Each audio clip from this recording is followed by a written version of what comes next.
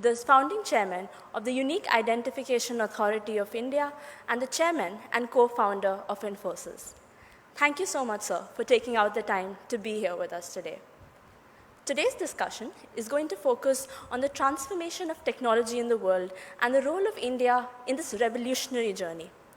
The discussion will also draw on anecdotes from Mr. Schwarzman's recently published New York Times bestseller, What It Takes, Lessons in the Pursuit of Excellence.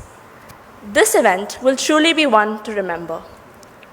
To take the event forward, I'd now like to call upon the stage the Director of IIT Bombay, Mr. Chaudhary, to give the welcome address.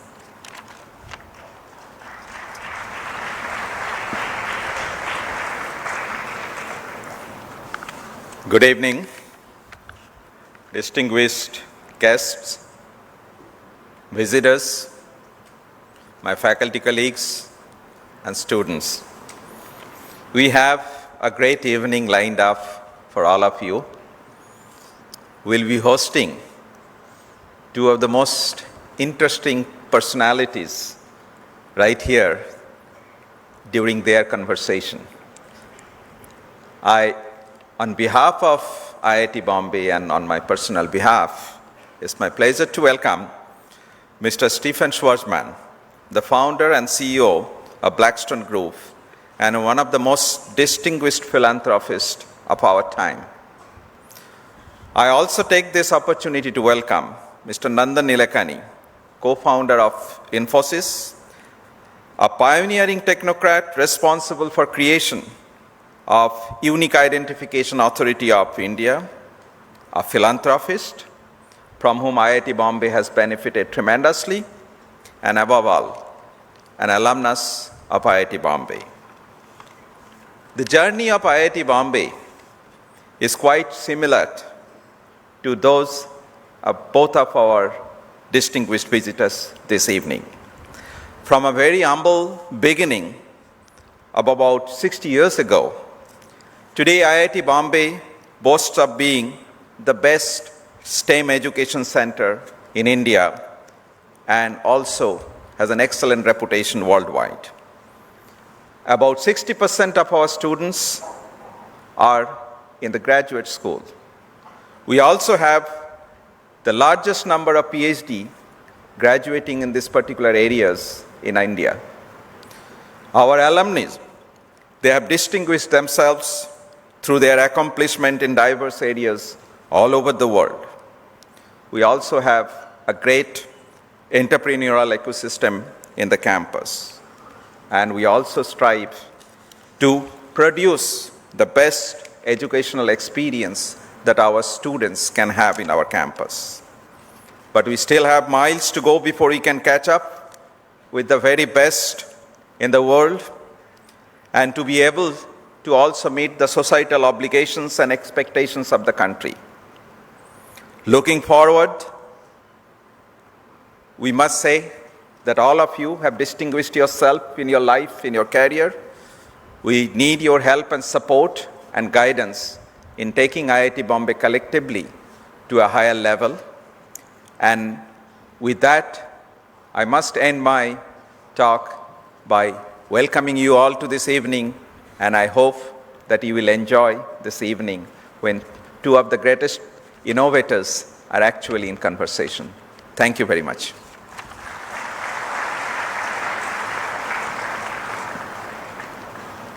Thank you, Professor Chaudhary. I would now like to invite on stage Mr. Amit Dixit, who is a distinguished alumni of IIT Bombay.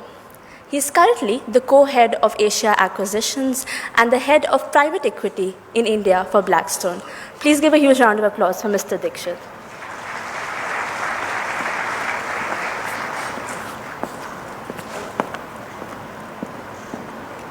Hi, good evening, everybody.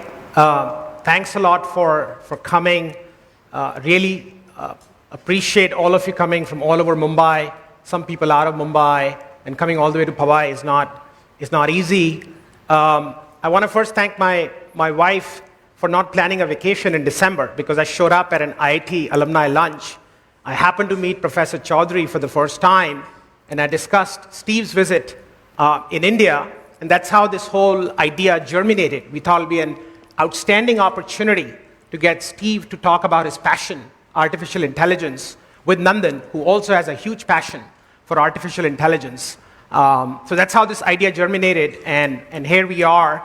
And the last time I was on this stage was when I was getting my certificate in 1995, graduating from here. So it's a good coming back. For those of you don't know as much about Blackstone, we are the world's largest alternative asset manager. We manage about 600 billion. I think my mic is, okay, it's back on. We manage about $600 billion globally, and publicly listed in New York, ticker is BX, so all the information about us is publicly available. Been in India for 15 years. We are also the largest private market investor in India now. We've invested over $15 billion in India, and we've invested $6 billion just in the last 1 year. So our pace of investment in this country is accelerating, and lo and behold, technology is the single largest area of investments for Blackstone. So in the private equity business, which I run, we have invested in multiple technology companies: Infosys, Intelenet, TaskUs, IBS Software. And in the real estate business, which my partner Tuhin Parikh runs, he's also in the audience, we are the largest commercial landlord in the country, and we own a majority of the IT parks. Overall, we own 120 million square feet, and our tenants are IBM, Cognizant, companies like that. So both through private equity and through real estate, we have made a big bet on technology. And what better place to talk about technology than IIT Bombay, because as you all know, IIT has now produced alums which are running world's biggest technology companies.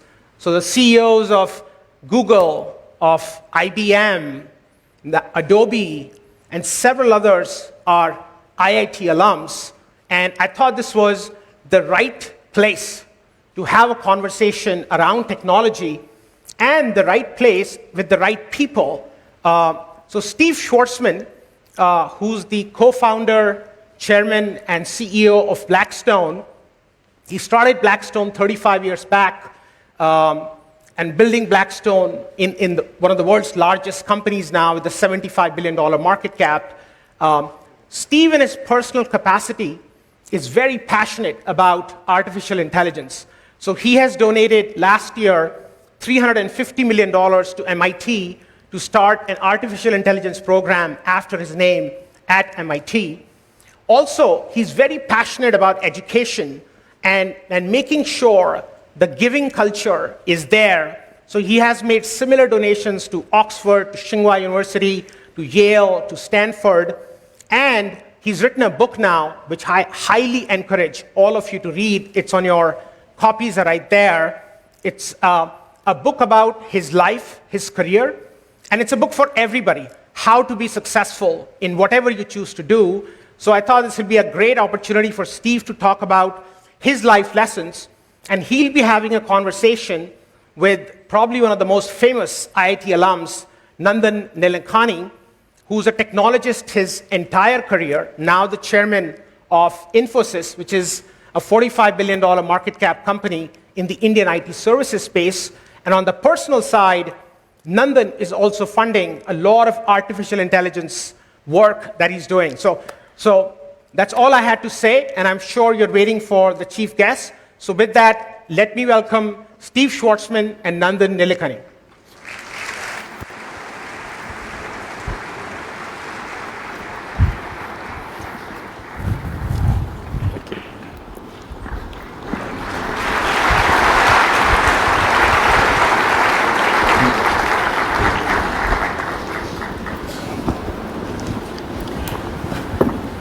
Steve, it's great to have you here at IIT Bombay, and I think all of them will have a treat listening to you.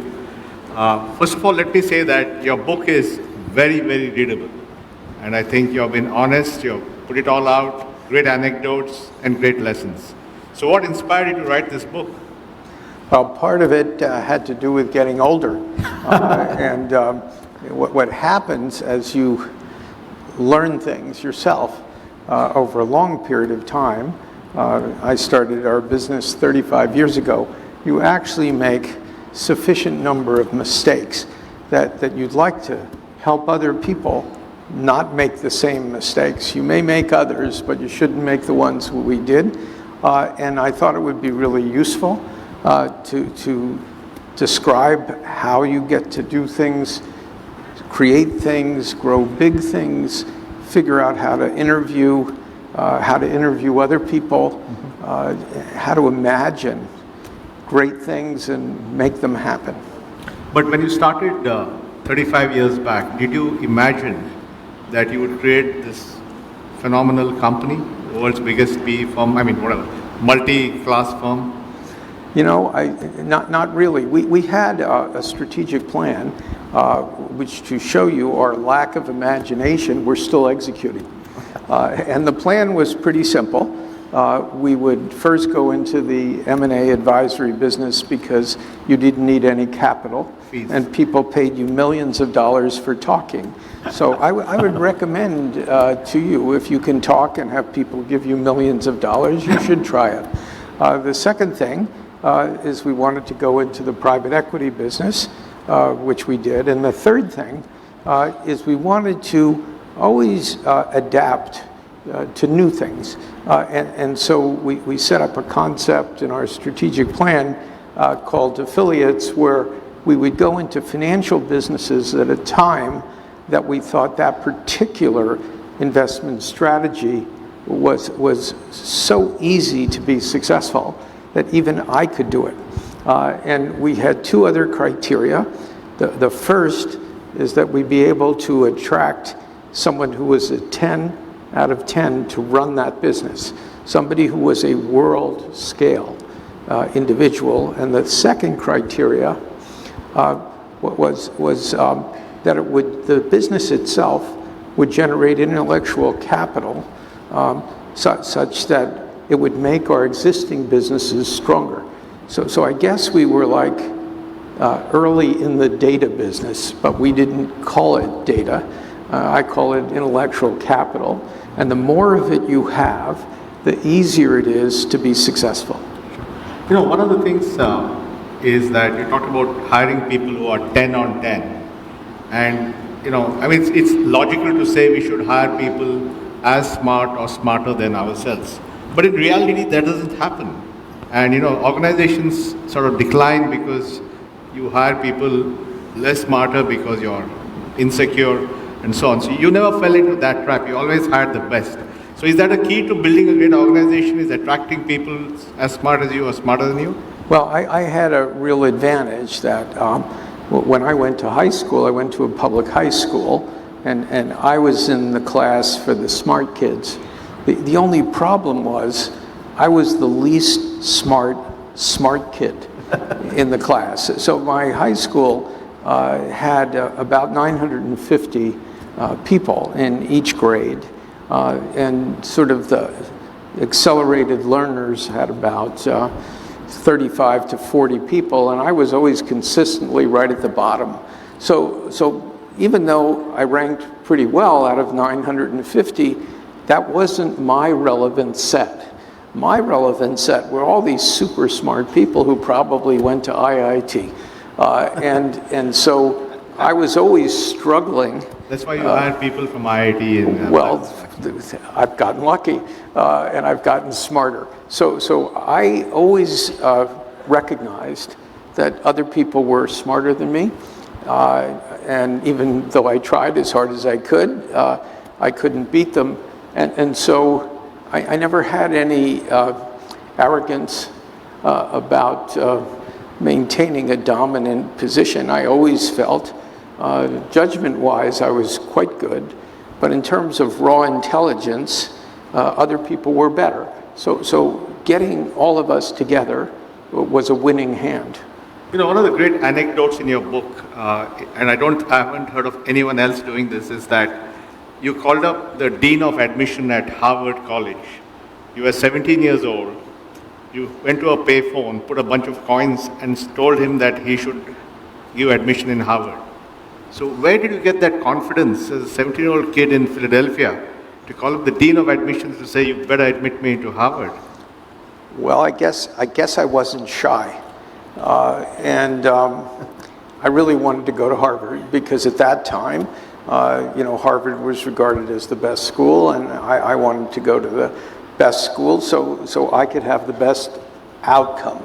And unfortunately, I was put on the waiting list, which I thought was a mistake. And so I figure, how do I reverse this? I ought to call the person in charge and let him know that he made an error. And so it's very intimidating as a 17-year-old to call the dean of admissions at Harvard. It's like dialing God.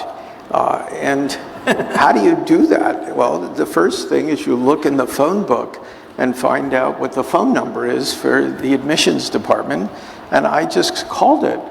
And they said, who are you, Harvard admissions. And I said, could I talk to Dean, whatever his name was? And they just put me through. So this gentleman picks up the phone, and I announced myself. I said, I'm Steve Schwarzman from Abington High School in Abington, Pennsylvania. And he says, yes.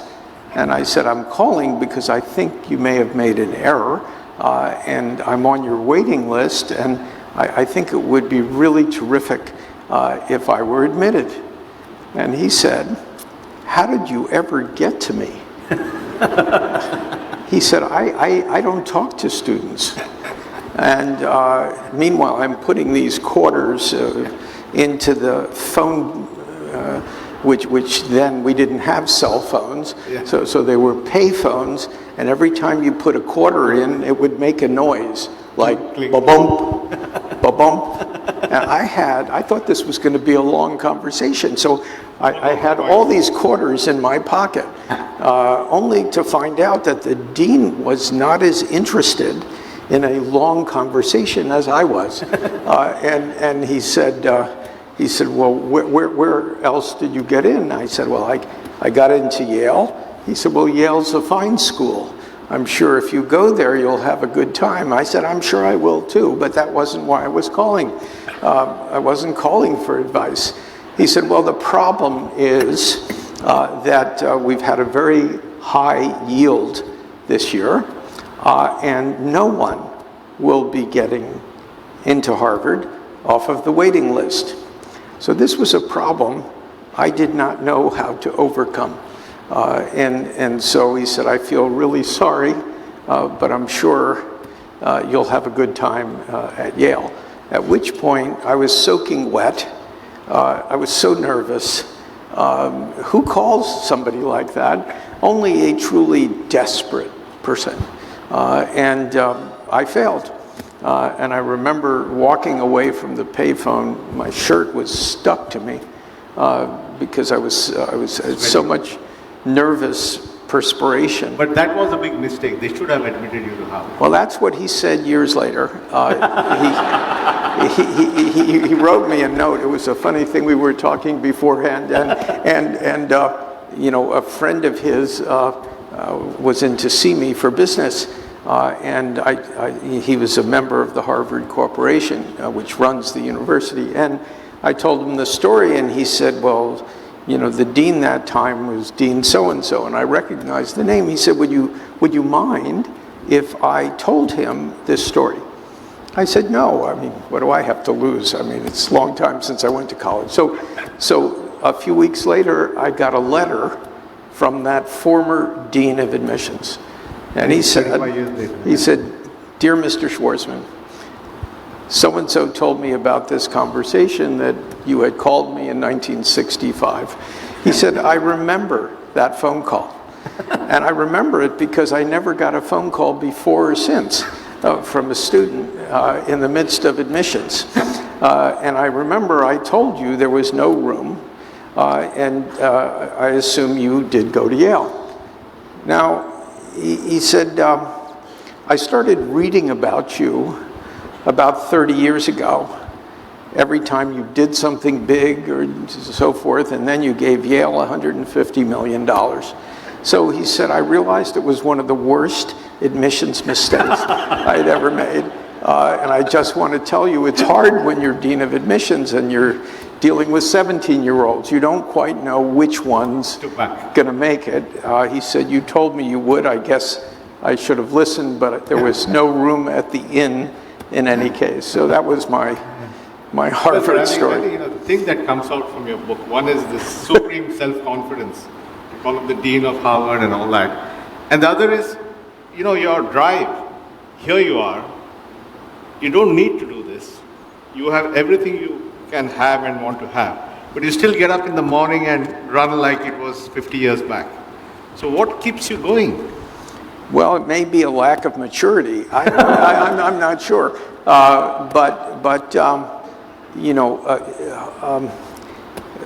From when I was young, I always wanted to accomplish things, do things. I love competition, particularly athletic competition.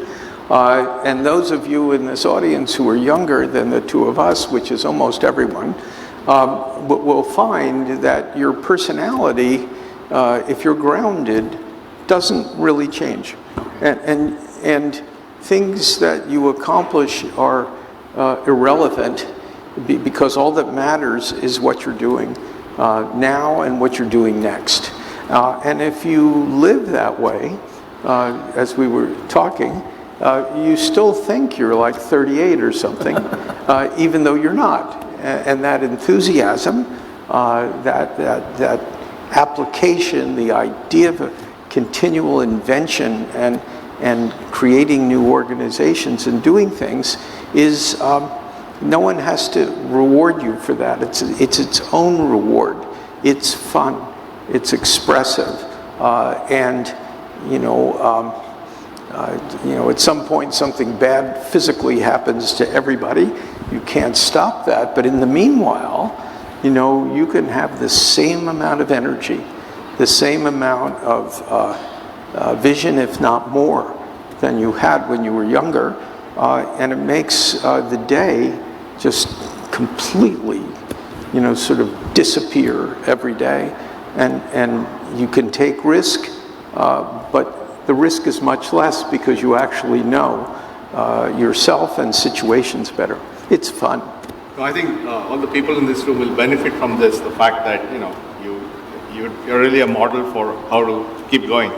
There's another important, very nice story in your book is when you got the offer from DLJ and they offered you $10,000 salary and you said you wanted $10,500, and this was to Mr. Donaldson, one of the D of the DLJ, and he said, why do you want 10,500 instead of 10? He said that will be the highest from my class in Yale, and therefore I want 10,500. And I don't think anybody in history, a kid coming out of college, had demanded a bigger salary, and then he came back and actually gave you that salary. Yeah, this was pretty crazy. I think back on this, and what was I thinking? I didn't even have a job. Somebody introduced me to Bill Donaldson, who became... Who's also from Yale? Yeah, somebody from Yale. And Bill became the first dean of the Yale School of Management. And he was head of the New York Stock Exchange, and his company, Donaldson, Lufkin, Generette, was the first company that went public as a brokerage firm. I met him, and he asked me to go around and talk to the other people, at his firm, and then he asked me how it went. I said, from whose perspective? He said, what do you think they thought? And I said, I think they thought you were crazy, wasting their time with me. I never had an economics course. I still haven't. I didn't know anything about accounting. I knew nothing about anything. And so I was wasting time with these people. So he sort of thought that was funny. And he said, well, I'm glad you had the opportunity. I'll give you a call in a little bit, a few days. So he calls me and he said, well, we'd like to have you. It was before I went into the Army, so it wasn't meant to be in perpetuity. He said the compensation is $10,000. Well, I didn't have $5. And I said, I wanted 10.5. So he said, it's 10. It's not 10.5. So I said, I want 10.5, or I'm not going to take the job. And he said, why do you care? I said, because I want to be the highest paid graduate from my class at Yale, and somebody else has got 10,000. He said, well, that's interesting for you. It means nothing for me. He said, I don't care. I said, well, I wouldn't expect you to care. I care. And I said, what's the difference for you? It's $500. It's not much. And I'll feel so much better. He said, Steve, I'm not in the business of making you feel better. And I said, Bill, I said, you know, I'd really like to take this job, but I'm not going to do it at 10,000. So he said, I can't believe we're having this conversation. Now, he was the one mature person in the conversation. And so he said, let me call you back. So call back the next day. He said, you know, I thought about it. What's an extra 500, 10.5? So, you know, that was, you know, when you ask me about stories like this, it's embarrassing. It's not embarrassing. It shows to be the person involved with it. I mean, if somebody did that to me now, I'd say, it's 10, goodbye. You don't let these guys do any negotiations with you? I've got some of my people here. This is not supposed to be a template. Okay, you guys, Blackstone guys, don't listen to this one. But I think one of the things that struck me, because in that we have the similar view, which is, you know, I believe that thinking big or thinking small takes the same effort. So might as well think big. And when I read your book, I realized you also have come to the same conclusion, that same effort to think big or think small. So might as well think big. So that's also been your motto in some sense. Yeah, well, you should know. Yeah. Well, I mean, look at what you've done with your life. Sort of amazing, right? I mean, you took on the identity program for the, you know, sort of the biggest identity program in the world. People, yeah. In the world, you know, Infosys, one of the most amazing companies in the world. And what you find in life is doing almost anything entails a lot of friction, yes, a lot of difficulty, people you need to convince of things that they haven't even thought about. And if you're going to do that, I've always felt that, you know, human beings can only make a massive commitment to one thing at a time. It's very hard to dabble when you're creating something new, because most people, at least in New York, don't even want you to be successful, let alone you doing all these things you've never done before. And so it requires really 120% of rated capacity.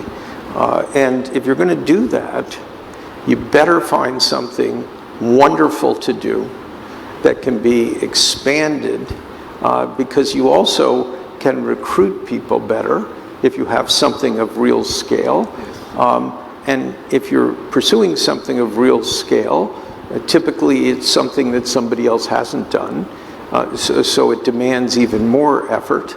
But when you get it done, you've got something unique, which has all kinds of benefit. And if you don't pick something that's really consequential, that when you're in the midst of doing whatever you're doing and something much better comes along, you actually can't drop what you're doing, because you've got commitments to people who've given you capital, commitments to people who've trusted you, and you can never break that bond of trust with people who've basically committed their lives to this mission, this adventure.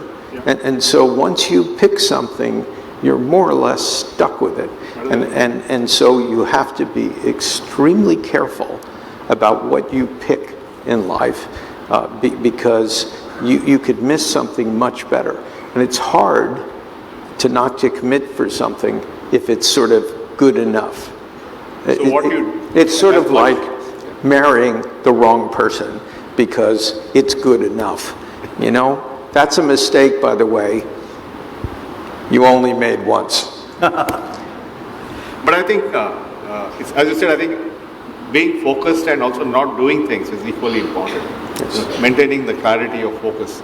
The other thing I find with thinking big is actually there's often less resistance to your ideas. Yes. Because first of all, often people don't get it, what you're doing, so they can't stop you. And then they think he's full of moonshine, so let him have his fantasies. You know, I remember when I was in the government, I had a car, I was eligible for a government car because I didn't want to drive in a flashy car, I wanted to drive in a government car. So it was a Maruti, and if I had wanted to upgrade that to a better car, the decision would have to go to the cabinet because everyone is slotted, he gets this thing, this benefit. But if I had told them that I'm going to give 1 billion people an ID, they said, go ahead, be my guest. So, you know, often these bigger things are easier to get done, and I think you found the same in your life. Yeah, when you have outside goals that you believe are achievable, I mean, you don't make this stuff up just to delude yourself. You actually have to believe that what you're doing is possible and actually highly probable. Sure. Because you don't spend your time on things that you think You are need to have a flying. line to where you want to get. Yes, your mind. you have to see it, and you have to convince other people of it. And if you pick something that's really very interesting and important, then you can get other people to join you. If all you're doing is something somebody else is already doing, but doing it a little bit better, why should somebody leave you? Mm-hmm. It's not that interesting intellectually or in any other way. And its chance of succeeding is actually less because the world doesn't need another one of those. Sure. You think they do, but surprisingly, they think you don't, as a rule. Sure. Steve, I just want to move on to, you have been a huge philanthropist and you have made these huge endowments, $350 million at MIT, 150 million pounds at Oxford, 100 million pounds in Shinjua, Yale 100 million. These are big items. But I see a great passion about, like the one at MIT is about AI and application of AI. And the one at Cambridge, Oxford is about the ethics of AI. So you have big passion for technology, AI and the future as well as the ethical dimensions? Well, you know, I'm in the heart Yeah. of tech world in one of the greatest tech countries in the world. And I am not a tech person. I'm sort of a social science major. And I got involved in technology in a very odd way. I was on a bus. I'm not on buses often, but I was on a bus with sitting next to Jack Ma. It must be in Davos. No, this was, I'm on the board of the Chenhua School of Management and Economics International Advisory Board, and we have one meeting a year, and you know, just because you're in the tech world, imagine a board where we had, you know, Jack Ma from Alibaba, Robin Lee from Baidu, Pony Ma from Tencent, Tim Cook from Apple, and Mark Zuckerberg. And those were just the tech guys. At 2 meetings ago, these 5 companies were 5 of the 10 largest market cap in the world. So it's a very interesting board. This is like fascinating board. A lot of the senior officials from the government of China and similarly situated prominent people from other industries. And you know, so we were going to meet one of the state leaders, and they take us by buses. So I was sitting next to Jack, and you know, Jack, I don't know whether he's spoken here or not, but Jack's a very fast talker. Yeah. And he was an English teacher before he became an entrepreneur. and his parents were opera stars. So when Jack speaks, he has perfect posture. And he presents. Yes. He's really. He doesn't speak, he presents. He's quite magnificent. And so we went on this ride, and he started talking to me about AI, and I asked him what that was. Oh, that was the first time? I knew nothing. And so he told me, well, this is artificial intelligence, here's what it's going to do. He said the problem is that nobody knows what the negative consequences of this technology are going to be. And I said, what do you mean? So he said, well, Elon Musk thinks this is terrible and with bad consequences, and Ginny Rometty, who is the head of IBM, thinks it's going to work out and really be terrific, and Bill Gates is somewhere in the middle.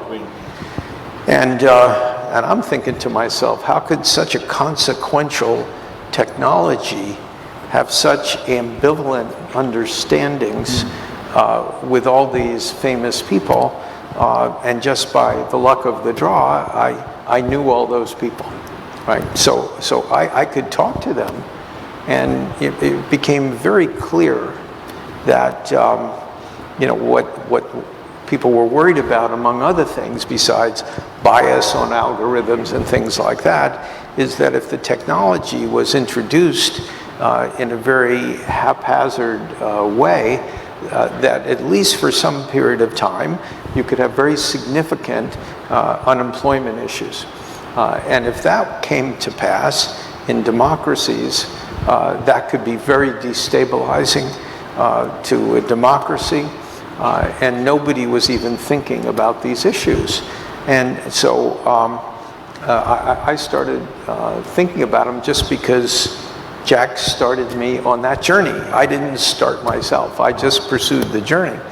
And I have a program in China called the Schwarzman Scholars. It's like the Rhodes Scholars. We have about, right now, 140, 150 students from around the world. We take them to China. And I know it's hard to get into IIT.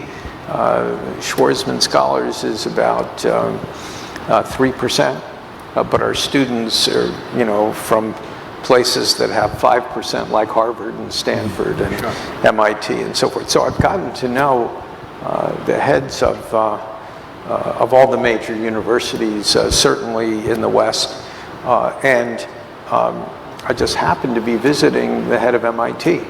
This will show you how innovation works, like the luck of life. So I was talking with Raphael Rafe and about China's efforts in artificial intelligence and the risks to that, and this is like talking to one of the top people in the world. And I think if I remember my numbers right, he said about 60% of the people at MIT want to major in computer science. And he said, my whole campus is changing. And he said America is falling behind China in terms of AI, and we really need to increase competitiveness. And I had met a lot of the people in China who were involved with AI. So I said, this is how you make a mistake and lose your money. I said, well, what would you do? In a perfect world, what do you think should be done? He said, well, for MIT, what I'd like to do is double the number of computer scientists. I'd like to have them all centralized, but also with 25 of them assigned to the different disciplines within MIT. So by doing that, we would be the first AI-enabled university in the world. And I said, well, if you did that, wouldn't the other competitive universities try and do the same thing? Because nobody ever wants somebody to get ahead of them. So he said, well, that's the point of it. It's about knowledge production. It's about global competitiveness, and this would wake the United States up. So I made a further mistake I said, how much would this cost? Should never ask that question. Never ask a head of a university how much something costs. You asked these IIT guys today, right? They give you a figure. You would be amazed how quick these people are. And so, you know, in a few days he said, can I come and see you? That's even worse than just giving you the number, right? So he came back and he said, well, he said that'll cost $1.1 billion. And he said, I think we should start a new college of computing. It's the first time since 1950, and it's $1.1 billion. Would you like to give that? I said, the answer is no. I don't want to do that. He said, well, it's sort of like your idea. And I said, well, yeah, I've been, you know, like promoting this conversation with you. But I said, I'm not in for $1.1 billion. He said, well, what are you in for? I said, how little can I do? And you know, apparently it was too little. And so we settled at 350. But he's a smart guy. He anchored it at $1.1 billion. Yes. So that you would feel 350 is cheap. Yes, well, wherever I was, you know, I got to 350. But then I said, not being a technologist, I said, I think this is really important, but I'll know it's really important if you put up 350 as well. So he looked at me and said, us put up 350? I said, what's the difference of me or you? I mean, I don't even know what I'm doing. You're MIT. And if your board of directors don't think this is that important, that's a good one. I shouldn't think it's important. So they're putting in 350 from there. So they put up 350. It took them about 3 weeks. Oh, good. So then we started, you know, with 700, and now we're raising money to the $1.1 billion. Great. And so the purpose of this, besides accelerating knowledge creation and you know, sort of computer science, was to take on the issue of AI ethics and do it. But the AI in ethics you're doing at Oxford. Oxford is slightly different.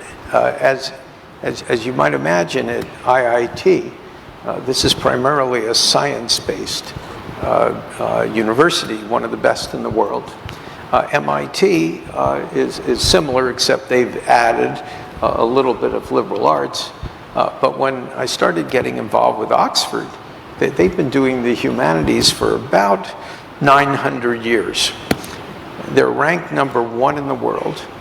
And I looked at it and I said, okay, MIT is going to be approaching AI ethics on a broad basis, but with a real scientific bias. Oxford, on the other hand, has the #1 philosophy department in the world. And if we approach this more from a humanist perspective and, in effect, combine these two streams of knowledge, then we could get something that's really profound. And the Oxford people were interested in that idea, and so we're pursuing it. And this is how you get to be knowledgeable. Now, what happened, because this field is just starting, people actually think I know something, which is actually not that true. But I know what the problems are. And so I get this steady stream of Nobel Prize winners and famous people from around the world connecting. And so for me, as an individual, this has been a fascinating thing. Sure. And just to give you one further thing on this, where you would have real knowledge here, I was at Davos at a luncheon, and you know, at these luncheons you get seated or you just fill in a table. So I was seated next to a female journalist from Germany on one side, and another guy whose name I didn't recognize, and it didn't give an affiliation. So I introduced myself, and you know, he mumbled something about, you know, his name, and I said, well, what do you do? He said, well, I work at Google. I said, well, that's interesting. What do you do at Google? He said, well, I'm in charge of quantum. So I said, are you the guy who designed the fastest quantum computer in the world? He said, yep, I'm the guy. I said, okay, we're going to be together for about an hour, and I'm going to tell you everything I know about quantum computing. It should take somewhere between 30 seconds and 45 seconds. You are then going to fill up the next part of the hour, and you're going to tell me everything that you know that a generalist could understand, because, you know, you're the man. You're the #1 person in the world, and I've had the good luck of being seated next to you. That's what is called the Davos moment. I mean, it was,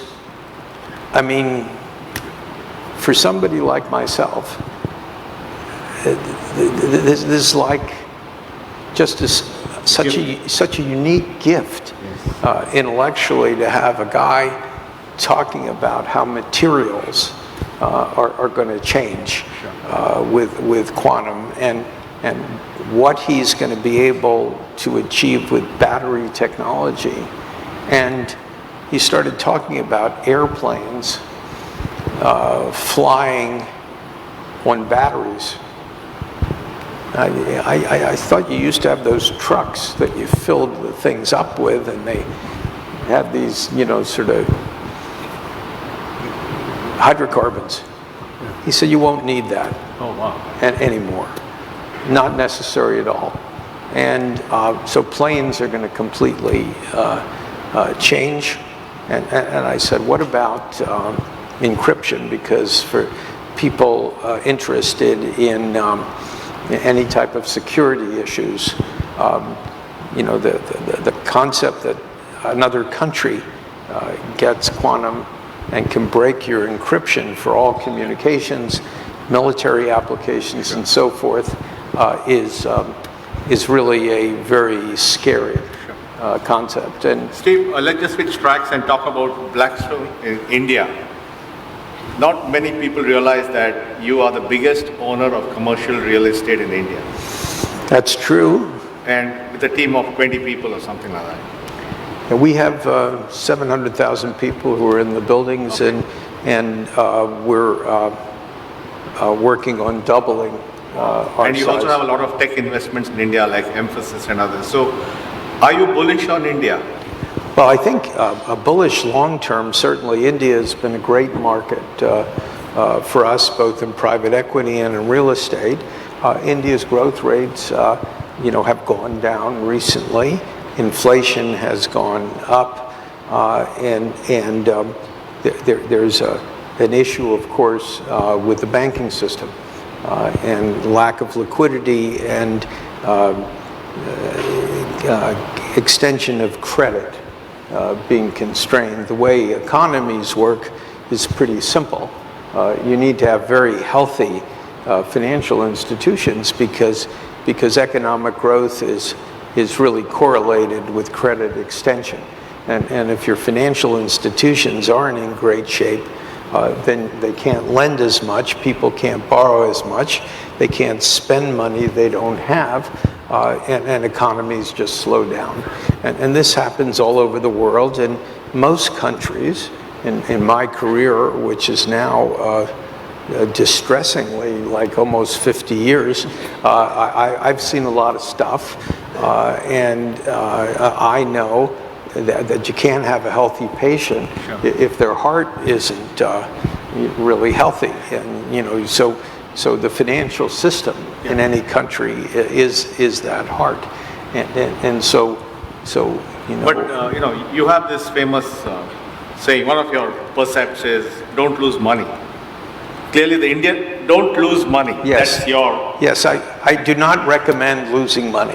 Clearly, the Indian banks didn't get that memo because they have lost a hell of a lot of money.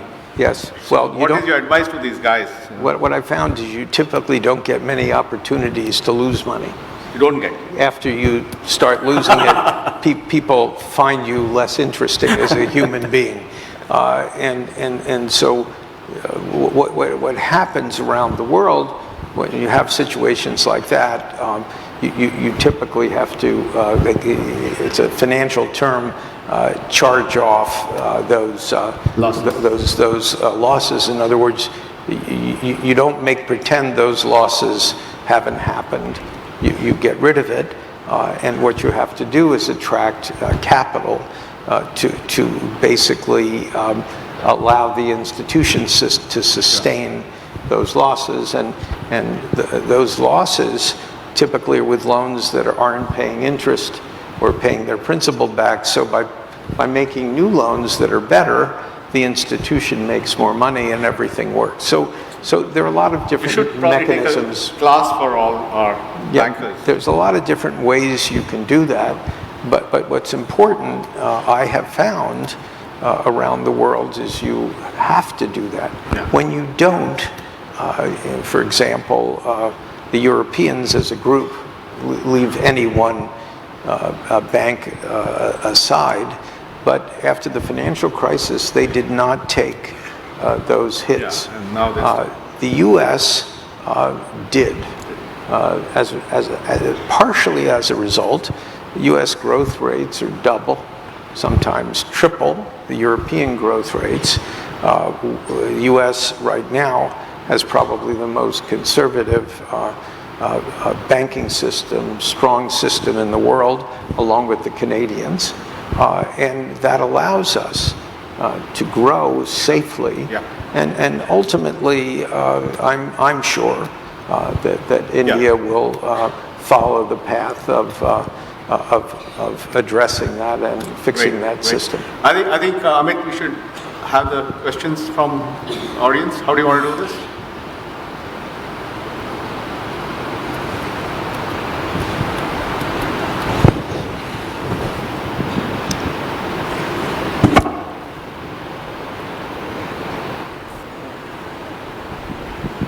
Hello, my question is for Mr. Stephen. Good evening, sir. I'm Shreyans, and my question is, what do you look for when hiring a candidate, and what makes a 10 candidate? It's a good question. What's this? Thank you. What do you look for when hiring a candidate? Oh, my goodness. They're all looking for jobs, so they want advice from you. First of all, I don't know whether you're applying, but I have so much fun assessing people, meeting them, because it's like meeting a stranger. What are they like? Do they think quickly? Are they careful? Are they curious? How do they do under stress? An interview situation, by its nature, it's not stressful for me, but apparently it is for them. And how do they deal with that? What happens if you bring something up? I'm pretty unstructured as a person. I'll talk about anything that interests me at that moment. Maybe a phone call I just got off of, maybe something I just read, maybe about a meeting I just had, because I'm trying to figure out if this individual wants to join a conversation with an adult, because I treat everyone the same. I treat everybody, whether they're 23 years old or 53 years old, I treat them the same. And I want them to treat me the same. I want them to use my first name. I want a horizontal organization. Is this individual prepared for that? Or are they just sort of like scared? If they're scared, they're the wrong person for our organization. They may be fine for another one. I like to figure out how flexible somebody is. And I want to predict how they'll do under stress. Sometimes I'll bring something up where they just don't know the answer, and that's okay. We don't all know the answers to everything. If they say, I've never really had a chance to think about that, and so there are a lot of things I could say, but none of them have really been thought through. And you just accept that, because that's a mature response to something. And are they verbal? Could they convince somebody of something? And are they nice? I have learned that very talented, disagreeable people are bad to have around. I call them nasty pieces of work. And I don't want to be with them. I don't want to have our people exposed to those kinds of people, even if they're gifted. If they're gifted, what I'll say to them is, you seem like a very interesting person. You might be a little angry, I'm not sure, whatever their defect is. And I would recommend you actually go and start your own business because you're clearly gifted. But I don't think you would fit with our culture. Sure. And you may have trouble fitting with a variety of different cultures. But in terms of success, you're going to be great. And you should go out and pursue a different path. Sure. Any other questions? Hello, sir. Hi, I'm Pragati. So, in the book, you have mentioned that you should learn from your mistakes. So, what was your biggest mistake and how did you recover from it? Good one. Yeah, well, one of the things you'll find is that all of us reluctantly make mistakes. And if you make lots and lots and lots of decisions, it's almost unavoidable. The worst decision I made was very early in our firm's history.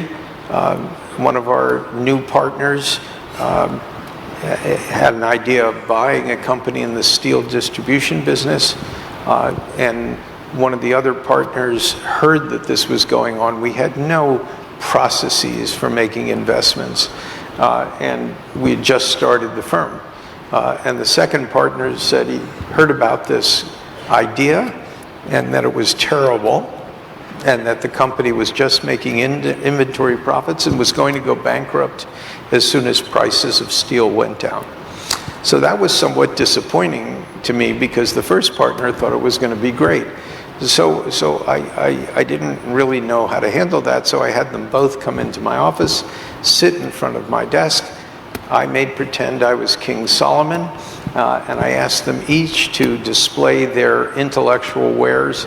And like the true genius I am, I picked the wrong person. And within 3 months, we couldn't pay our interest.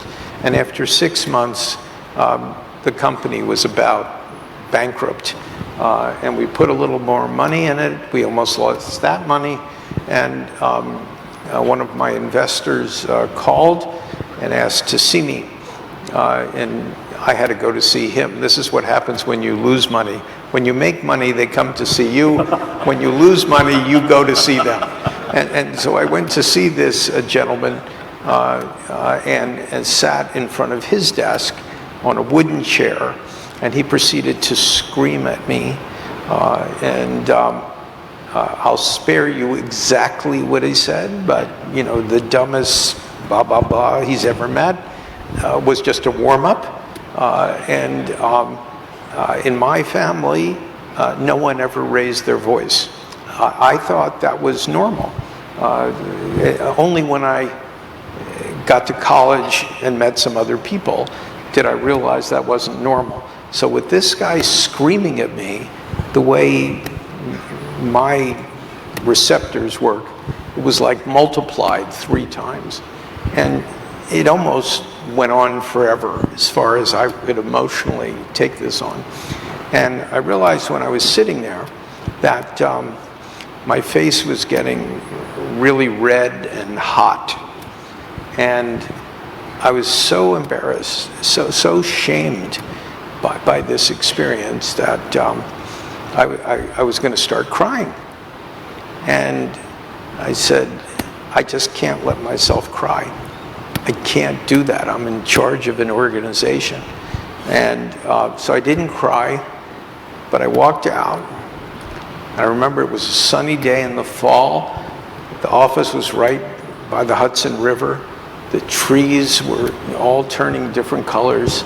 And I said, I am never going to lose money again for anybody.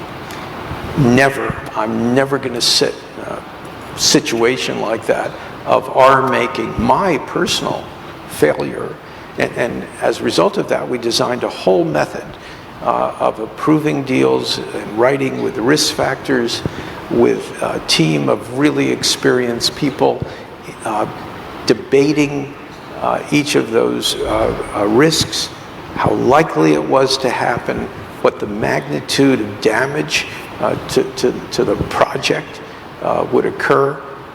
And we typically didn't have all the information. We'd send the team back a second time, a third time. And I have another rule I developed. If you're going to a meeting, there are no paid guests. If you're invited to a meeting, you're there to participate. Nobody has the right to sit there and watch other people debate something. They shouldn't be in the room. Go and do something else and be useful. If you're going to be there, you're going to have thought about the issue, you're going to own this decision like the rest of us, and we're all going to debate to get the right answer to protect capital and also, of course, learn about the upside. So without this miserable this situation where we lost all our money, I don't think I ever would have come up with this approach. And we use that approach everywhere in the firm. And just to give you some idea, out of the last 700 deals that we've done, we've only had one bankruptcy, no liquidations. That's less than 1/10 of 1% mistakes. So if you can... Phenomenal. I think we have time for just a couple of more questions, maybe on this side. Hello, sir. Where are you? Hello, sir. My name is Yash. Yash, this side, I think, yeah. Yeah, go ahead. But we need people on this side too. Can we have some mics here, please? Yeah, Yash, go ahead while we get... My question is for you, Mr. Nilekani. Yeah, tell me. How different was the experience of chairing UIDAI and developing Aadhaar as compared to the experience of being the CEO and now chairman at Infosys? Well, I think running a private company and working in government are two very different experiences. Running a company, you can take the decisions in the company. You have people who are aligned with your thinking. You have a clear metric of profit. It's very well cut. Working in government is a far more, it's much more complex because there are many people with their different ideologies, different agendas. And therefore, the kind of consensus building you have to do to get everybody aligned behind an idea is very, very time consuming. So when I did this, I would go and meet everybody in the country and convince them about the idea and put their weight behind it. So I think the consensus building and getting everybody on board is far more required in government than in a company. But a company has other challenges. You have to deliver profits. You have to work every quarter for growth. But they're two very different experiences. And often it's difficult. I think Steve's partner, Pete Peterson, actually did that. He was the Commerce Secretary in Nixon's government. Nixon's government, as well as he was the co-founder of Blackstone. So I think, but there are not that many people who have done both, I think. So I think maybe this side, we have time for just one or two questions. I think Mrs. Parekh.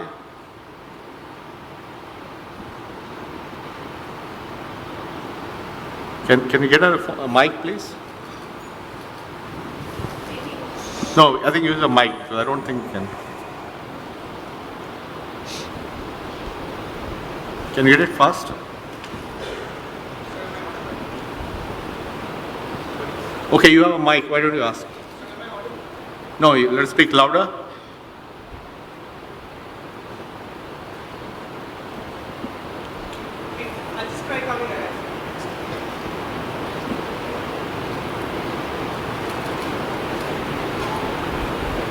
Hello, am I audible now? Yeah.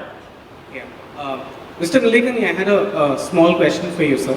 So given the theme of the conference or the fireside chat is on technology, and you have been a role model in technology for India. You started Infosys 4 decades back now, and in these 4 decades, technology has changed so much.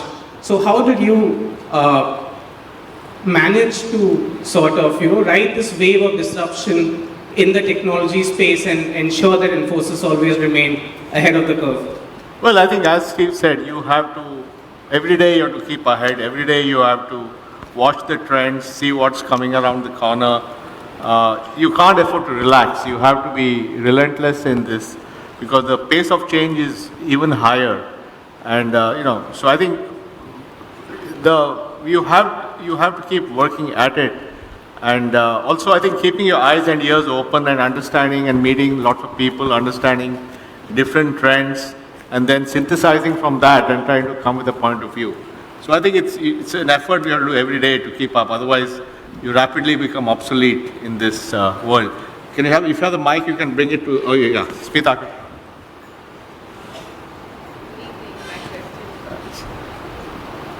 This will be the last question, I think, then we'll wrap up.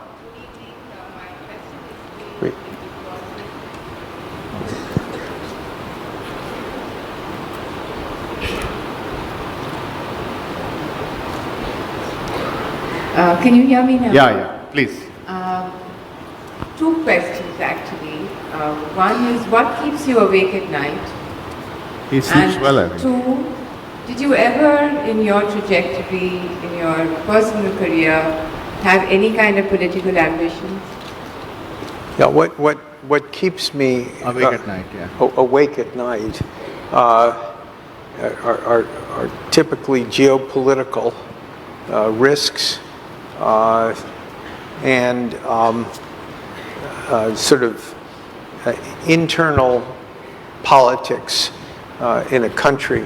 In the country. It happened to be my country. It's what keeps me awake in the United States, which I saw going very far to the left, and it looks like that won't prevail. But they're the kinds of risks that are uncontrollable. In other words, we have no power over them. And the coronavirus, which isn't a geopolitical risk, but it's a black swan kind of risk, is the kind of thing that I try and figure out. Are we successfully positioned at Blackstone to make sure no matter what happens, we're always in good shape? So it's those types of things that I worry about.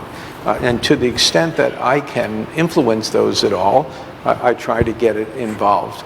As to the second part of the question, have I thought about going into politics, something of that type?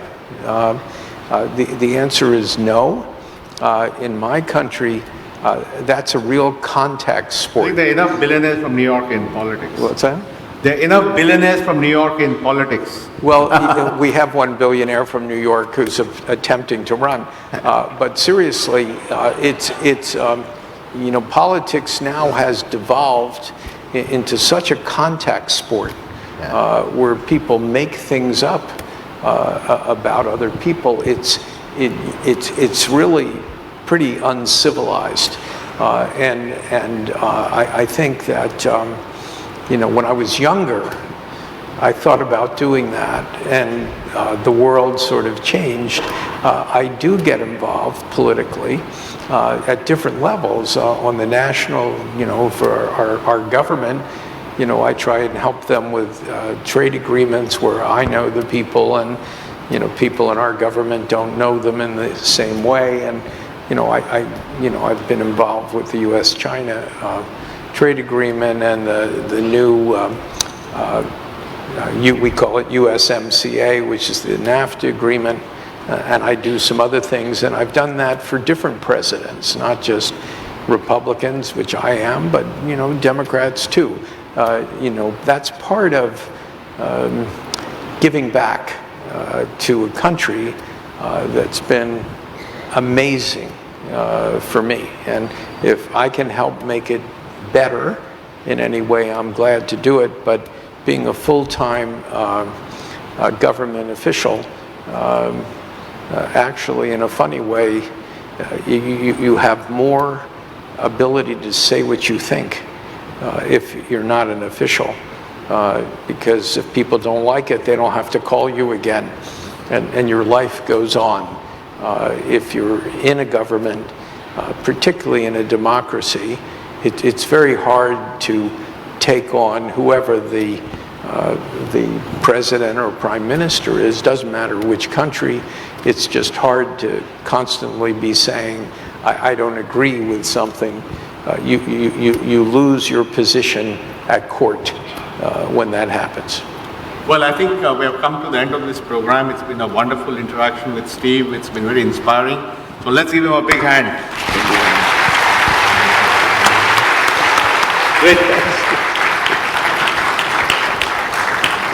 You know, I would say in closing, you are all very, very lucky to have the aptitude and be at a great university like IIT when the world is moving to technology so fast, so influential. You are the cutting edge, and you could make enormous contributions to society, for your family, and you've got the wind at your back. There are many people who are not so fortunate and don't have your aptitude, and you know, you are perfectly positioned for the world we're all moving into. So congratulations and thank you for coming. Thank you. Nilekani, this was truly an enlightening discussion to be a part of. I would now like to invite on stage the director of IIT Bombay to felicitate the speakers with a bouquet and a memento. This is India. It's tradition.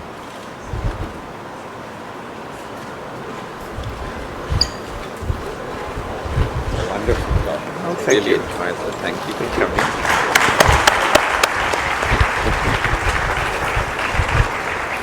This is a book about the IIT inside, and this is the front of our building, the facade of that. Okay. Thank you. Thank you. But I'm traveling light, so I won't be able to take all this stuff. So maybe you can have it. Huh? Okay, fine. Thank you. Thank you. Come. Thank you. Come. Come, Steve. Thank you, sir. I would now like to invite the Deputy Director of IIT Bombay, Professor Suresh, to give the vote of thanks.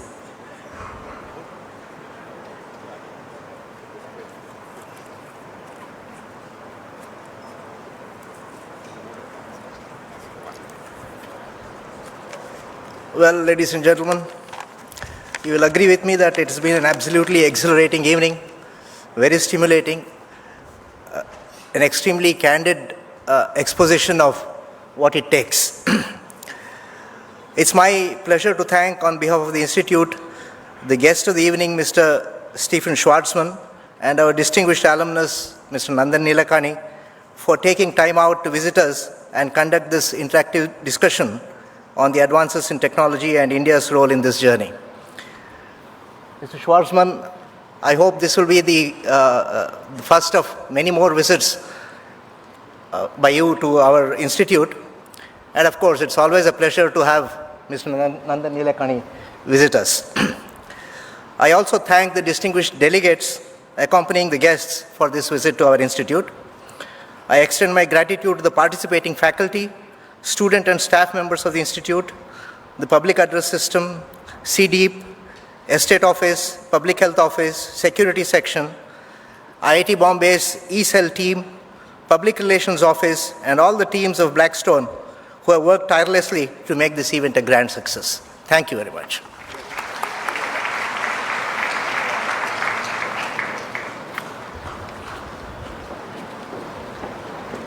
Thank you everyone for coming. Please note that refreshments are being served outside.